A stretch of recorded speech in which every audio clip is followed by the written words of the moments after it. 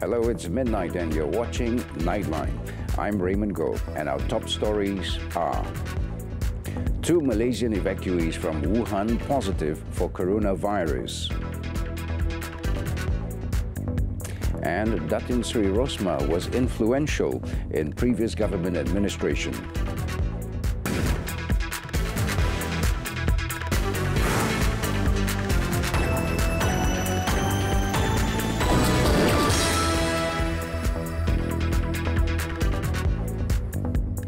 Good morning.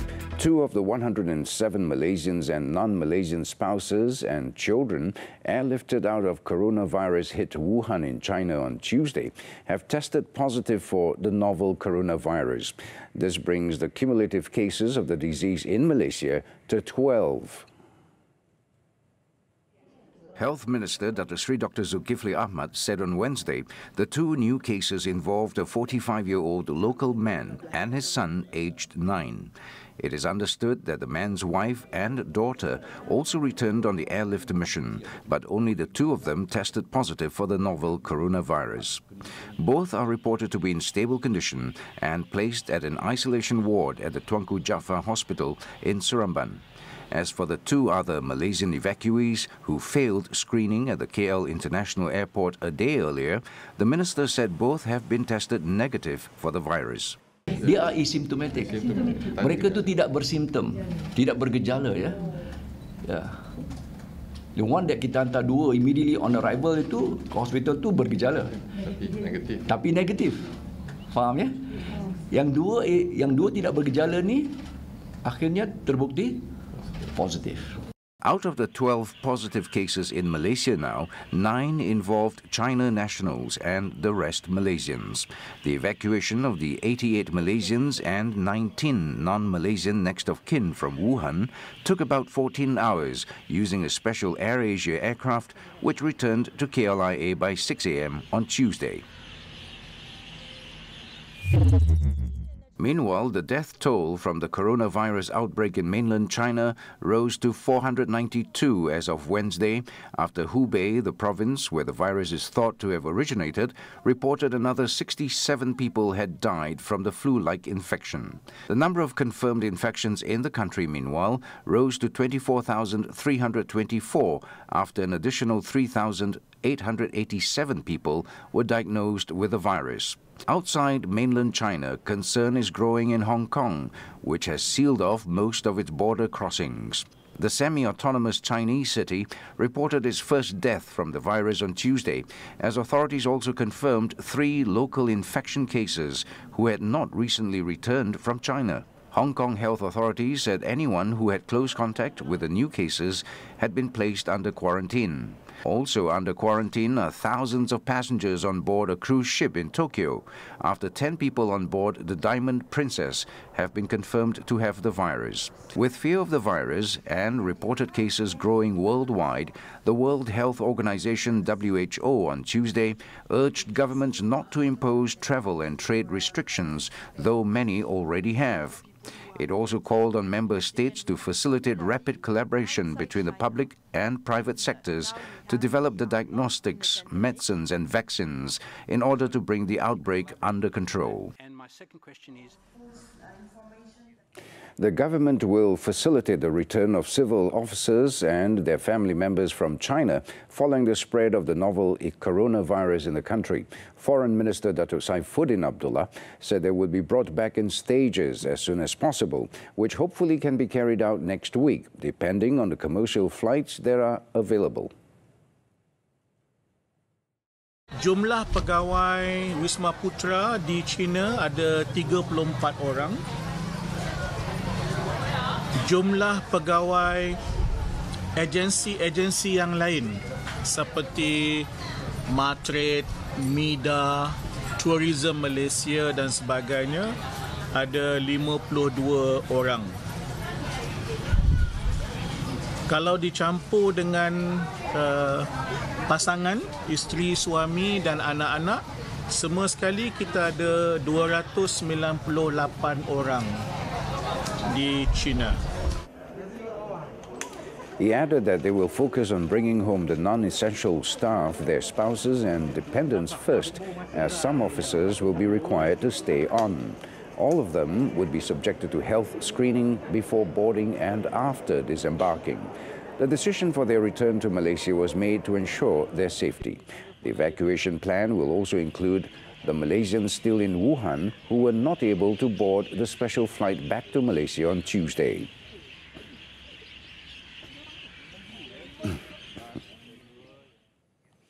In the meantime, the Finance Ministry will plan an economic stimulus package to address the impacts from the novel coronavirus outbreak, which will be announced on a date to be determined.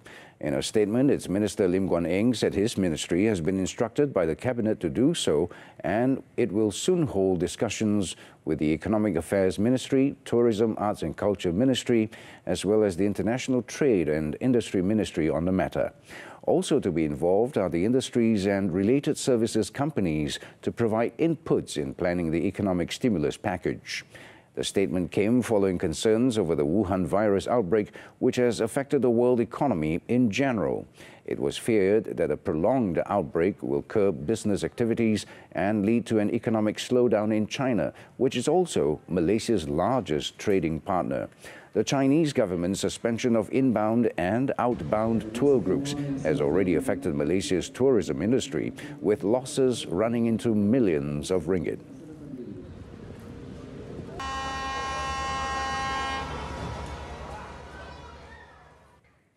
Those who initiate and disseminate lies on any issue relating to the coronavirus on the internet will be investigated and charged if a case is established.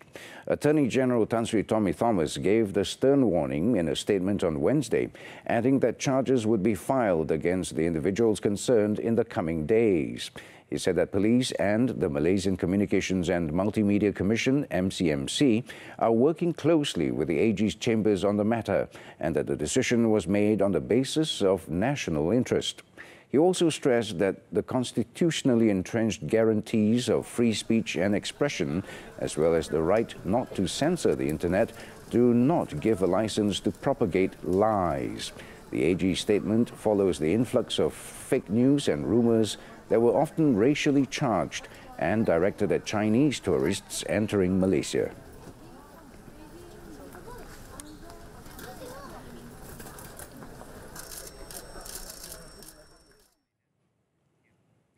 Meanwhile, a total of 13 investigation papers, or IPs, were opened for spreading fake news on the novel coronavirus outbreak through social media sites. Deputy Inspector General of Police, Dato' Mazlan Mansoor, said one case had been filed in the Kuala Lumpur court on Wednesday morning, while two others, one each in Kuala Terengganu and Sandakan, will be charged later. Kita memberi amaran, nasihat sebagainya. Jangan menaburkan fitnah ataupun menaburkan perkara yang boleh menggugat keteraman awam sebagainya. Namun masih lagi berlaku. Dan tidak ada lagi nasihat. Untuk makluman semua, kita pun telah mendapat keputusan daripada pihak Jabatan Peguam Negara untuk menuduh. We go straight away to charge these people, okay? Menuduh mereka-mereka yang suka sangat menular perkara yang fitnah tak betul sebagainya. The Deputy IGP spoke to the media after an award presentation ceremony for the Best Op Slamat 16 Contingent and District at Bukit Aman on Wednesday. He also said members of the public can step forward to give their cooperation to assist probe into such cases.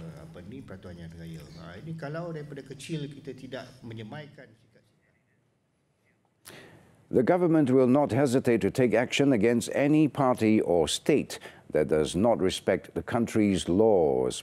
The Prime Minister's office, in a statement on Wednesday, said that the Cabinet views seriously the attacks against Youth and Sports Minister Syed Saddiq Syed Abdul Rahman. The statement also said that such crude actions do not reflect good morals and should be condemned. It added that the government adopts the rule of law and all parties, without exception, must comply with it. The statement came after the minister was heckled by a group of about 200 young men who crashed a party Pribumi Bersatu Malaysia event in Ulu Tiram, Johor last Friday. Syed Saddiq, who is also Bersatu youth chief, reportedly had to climb a fence to avoid confrontation with the so-called attackers after being advised by the organizers and police. Police then set up a special team to investigate and identify the suspects involved in the group.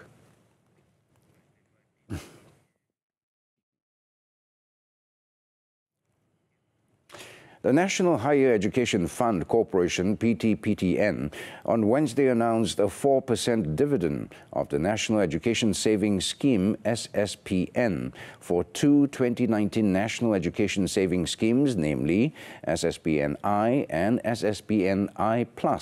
Its chairman, Wan Saiful Wan Jan, said the dividend would include an estimated allocation of 147.25 million ringgit and would benefit 4.39 million PTPTN depositors. Last year, SSPN had an investment profit of 205.27 million ringgit, an increase of 41.73 million or 25.52% from 163.54 million ringgit a year earlier.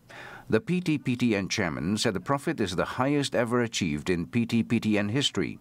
He said the dividend distribution would be credited into depositors' accounts starting this Saturday. In line with the government's desire to ensure that SSPN's investments are kept safe and protected, PTPTN adopts a short-term and long-term Sharia-compliant investment method in the local money market that protects the principal while providing high return and profit. Wan Saiful added that PTPTN had also targeted 1.5 billion ringgit collection of SSPN deposits for the year.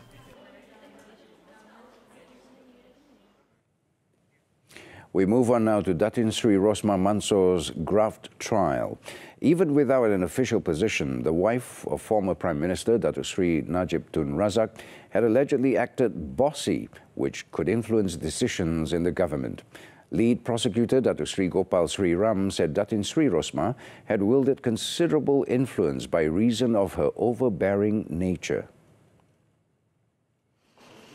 Datuk Sri Gopal, in his opening statement, said Datin Sri Rosmah had used her influence to receive a bribe of 6.5 million ringgit in cash from a company as an inducement to help the company obtain a solar hybrid project. The prosecution also said the 5 million ringgit in cash had been delivered to the accused's official residence in Putrajaya and was received by her, while another 1.5 million ringgit in cash had been sent to her house at Langat Duta. He said the payment was contingent on her using her influence to obtain the solar hybrid contract for the company Jepak Holdings Sdn Bhd. The trial was scheduled to commence on Monday, but was postponed to Wednesday as Datin Sri Rosmah was unwell and had to be admitted to a private hospital. She claimed trial to a charge of soliciting 187.5 million ringgit and another 2 counts of receiving a bribe of 6.5 million ringgit for projects to provide solar energy to 369 rural schools in Sarawak, allegedly committed at 3 places between March and September 7, 2018.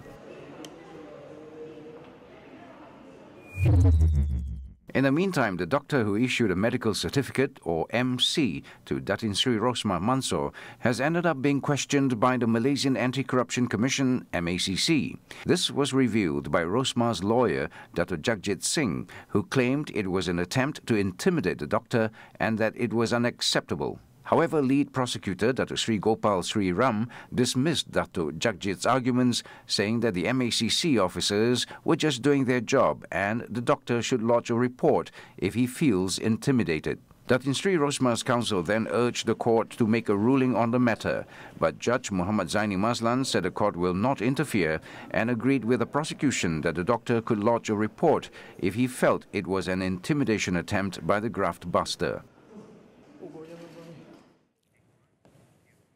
The Dato' Sri Muhammad Najib Tun Razak's SRC trial now. Former Treasury Secretary General Tan Sri Muhammad Irwan Seriga Abdullah on Wednesday admitted that government loan guarantees usually took months to be issued. He said it was never done within several days, and companies seeking government guarantee normally had to wait between 1 and 3 months. Testifying at the Kuala Lumpur High Court, Tan Sri Irwan said the quickest the government can approve a loan guarantee is 1 month. Tan Sri Irwan's answer seemed to have strengthened the prosecution argument that 2 government guarantees issued for SRC International Sdn Bhd to obtain 4 billion ringgit loan from the Retirement Fund Inc. or KWAP had been rushed. Witnesses had previously testified that they were forced to rush everything connected to the loan application, even though SRC International did not provide them with adequate information or working papers on the loans. Tan Sri Irwan, who served as the Treasury Secretary General from August 2012 until May 2018, also stressed that he was not involved in SRC International's application, but said he signed a memorandum connected to the matter as his then boss was not around. At the time the 2 government guarantees were issued, Tan Sri Irwan was the Deputy Secretary General under Tan Sri Wan Abdulaziz Wan Abdullah. He took to the witness stand for less than 3 hours and was not cross-examined by the prosecution after completing his testimony. The trial before High Court Judge Muhammad Nazlan Muhammad Ghazali resumes on Monday. Datuk Sri Najib is accused of criminal breach of trust, money laundering and abuse of power involving 42 million ringgit of SRC International funds. Drug processing lab raided in Lumut. 15 million ringgit worth of drugs seized. This and more when we come back. Welcome back. In Perak, police uncovered a drug processing laboratory following the arrest of 3 men and seized 15 million ringgit worth of drugs at a freshwater prawn farm in Kampung Deralik Setiawan on Monday. According to Bukit Aman Narcotics Crime Investigation Department Director, Dr. Muhammad Khalil Kadir Muhammad, the 3 suspects aged 40 to 60 years, including the syndicate leader, were detained in 2 raids between 2 p.m. and 9 p.m. Among the drugs seized were ecstasy pills, methamphetamine and ketamine, which could supply 37,622 addicts. Other items seized include 3,000 ringgit in cash, 2 cars worth 25,000 ringgit, various drug-making equipment and chemicals. He said police are now looking for an individual who acted as supplier and trafficker for the syndicate and also suspected to have links with an international syndicate. All suspects tested positive for drugs and 2 of them had past criminal records related to drugs. They have been remanded for 7 days and the case is being investigated under Section 39B of the Dangerous Drugs Act 1952. In Sarawak, 2 women, including a handicapped, were killed in a fire which destroyed 2 houses in Kampung Sekaan Kecil, Matu Daro Muka, early on Wednesday. The disabled woman in her 50s has been identified as Remy Messi, while the other victim was 80-year-old Sidah Sahari. Their charred remains were discovered by firefighters in the living room of one of the houses about 2 hours after the fire broke out at about 2 a.m. and were handed over to the police for further action. In the incident, another occupant, Abdul Razak Messi, in his 40s, suffered from breathing difficulty, while 4 others escaped unhurt. Over in Pahang, a Road Transport Department JPJ enforcement assistant is now facing a prison term of up to 20 years after he was charged in the Kuantan Sessions Court with 9 counts of corruption. 35-year-old Sharin Safami Zainuddin pleaded not guilty to accepting a total of 7,700 ringgit in bribes from 3 people between June and August last year in return for not taking action against overloaded lorries belonging to the 3 people.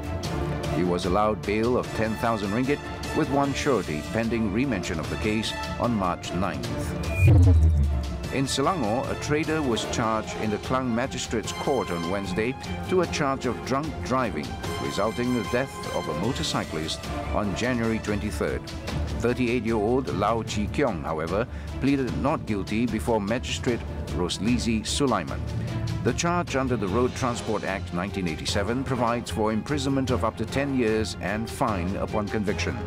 He was allowed bail of 8,000 ringgit in 1 surety and ordered to surrender his passport to the court.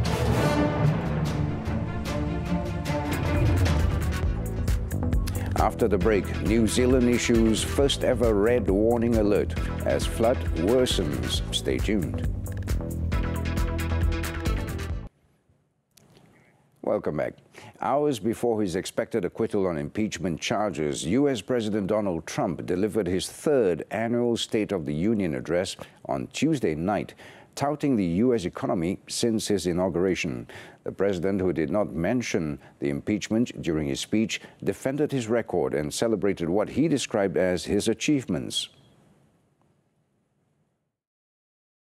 In just 3 short years, we have shattered the mentality of American decline, and we have rejected the downsizing of Americans' destiny.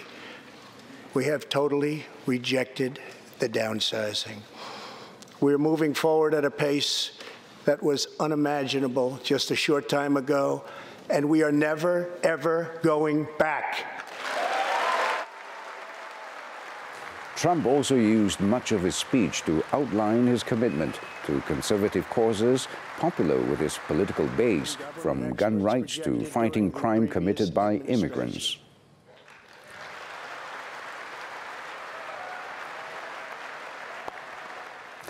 In New Zealand, flash floods and incessant torrential rains in South Island have left several hundred tourists stranded for days and forced thousands of residents to evacuate their homes on Wednesday. Authorities say the Southland region has declared a state of emergency after being deluged with more than 1,000 millimeters of rainfall in just 60 hours, triggering landslides on major roads and causing rivers to burst their banks.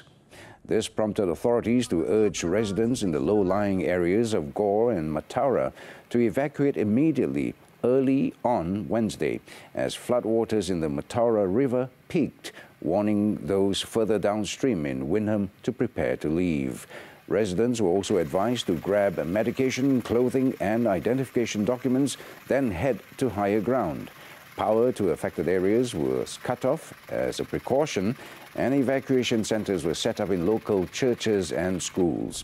Civil defense officials have said it could be several days before the water level in the rivers return to normal.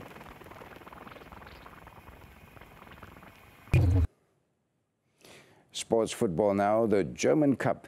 Werder Bremen booked a place in the quarterfinals as they stunned Borussia Dortmund 3-2 in a 5-goal thriller on Wednesday. It was Bremen's new signing, Davy Selke, who opened the scoring as he struck from close range after 16 minutes to put the hosts in front. Leonardo Bittencourt then made it 2-0 in the half-hour mark after he struck home a thundering volley into the top corner. Erling Haaland later on came off the bench in the second half to pull one back for the visitors in the 67th minute, but Werder Bremen immediately restored their 2-goal cushion 3 minutes later thanks to a strike from Milo Rashica. Dortmund once again reduced the goal deficit, this time through Giovanni Reyes. Now, before we wrap up this edition of Nightline, let's take a quick look at what has been installed on the front pages of Malaysia's main newspapers on Thursday, February the 6th. The New Straits Times highlights on Datin Sri Rosmah Mansur's bribery case, while the nation's best-selling Malay daily, Harian Metro, puts a report out on a prostitution syndicate involving foreigners masterminded by Kat Long on its front page. Also highlighting Datin Sri Rosmah's Graft case is Berita Harian. And the Malaysian Reserve focuses on a report on how flu season had pushed vaccine demand tenfold. Make sure you get your copies.